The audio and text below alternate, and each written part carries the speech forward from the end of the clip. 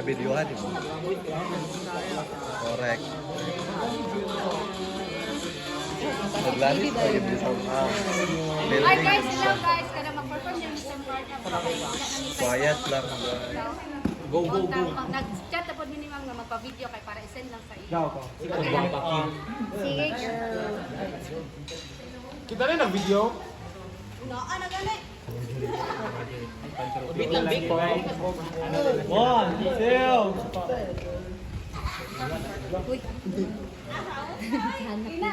Net. Action.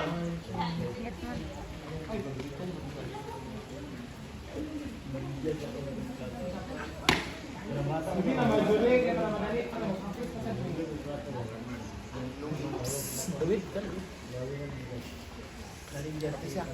Uy! Uy! Buntag, pre! May buntag, pre! Uy, may buntag! Pila ka magkamay buntag akong gihanad sa akong baby. Hindi na siya single. What the fuck? Kani! Uy! Uy!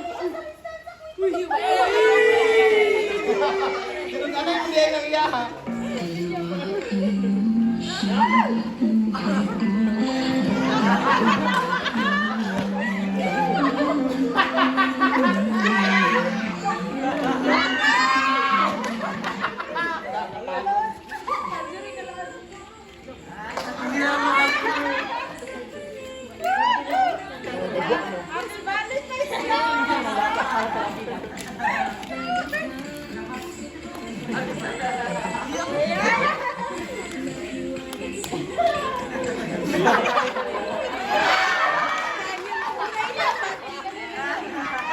Si Janlen mo namulat oh.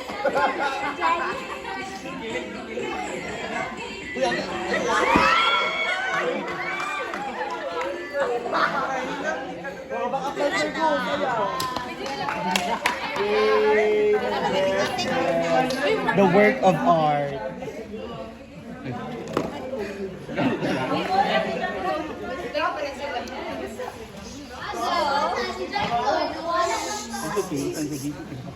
The flowers in this arrangement reminds us that every individual has their own distinct story, strength, and weaknesses. Yet, when brought together, these diverse elements create a breathtaking whole. This art piece symbolizes the power of connection, community, and mutual respect.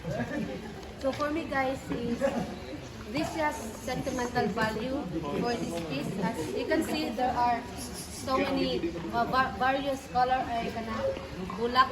So nagrepresent siya sa atong isa tagsa nato gari nga. Diverse. Ang uban is nag-bloom na, ang uban is wala pa. So I consider myself as the late bloomers. No kay maingon po na ako gyud kay napay kambal so ano gyud ako bang example na siya diari, nari gyud ka diari. Like the more nga gadagan ang panahon mas nakita nako ba kung unsa akong gusto bitaw and sa kanang akong pamagi nga pagbuhat sa akong gusto buhaton mas nakita na ko nga mas na-love na po na ako akong kagalingan. Like, sa una magod kayo, dili kay ko gusto ba nga. Nganong di na ako kakabuhat ang iyong kakabuhat. So, karon mo, naingon ako nga, murag layo na po dahil ko sa akong sa una. So, mo to guys, ako lang gusto mong makakan niya. Dito magdali kay, kita tanan is, ga-bloom gid ta. Ako ba, siguro makaingon sila nga, wala sila ga-bloom kay, you know, ngani bitaw. So, maingon lang ako is, di kita magdali, magpadayon ng gyapon. Ano sa ka mag-bloom ay? Mag-bloom guro ko kay mag-skincare na ko. Siya nga artwork no, inspired sa among friendship. Sa pagbuhat na mo ani no, paningkagan kinig ka ng lahi-lahi ng mga ideas pero kanang amo ang mga individual na efforts. Tas ha? Tas kanang kuan. Mura to nagkuan ang mga ideas tapos ang outcome kay chat and Television. Sige. So, para sa kuan no, kaning flower, no? May kuan na represent siya sa as kami kay dili matawag ang flower until dili siya mo-bloom. Dayon i-try man mi og kanang like pitason sa uban pero here naami diri sa tabangan na og nag-eskwela nagpadayon ginabuhat na mong best bisan pa man sa mga challenges nga mapud sa among ginabuhi pero matandi na mo among life as a flower. Yay. Sa among pagbuhat ani kay nag-struggle jud mi since wala may kanabitang mga gamit o na problema mi asa mi mangita ani nga mga flower but pinaagi lang pud sa among pitang pagsabot og kuan pagsabot din kuan plano gyud mi nga unsaon na mo pagbuhat ug unsaon pud na mo aron makapangita mi ani nga mga bulak then as you can see kuan gyud siya kanang chado siya nya kuan siya then worth it gyud among kahago ani then parehas ra gyud na sa ato nga makaingon ta nga dili ta worth it. But if we put some kuan bitaw observation then appreciation sa atong kaugalingon, ma-realize gyud nimo nga kuan ka worth it ka. Ano pa?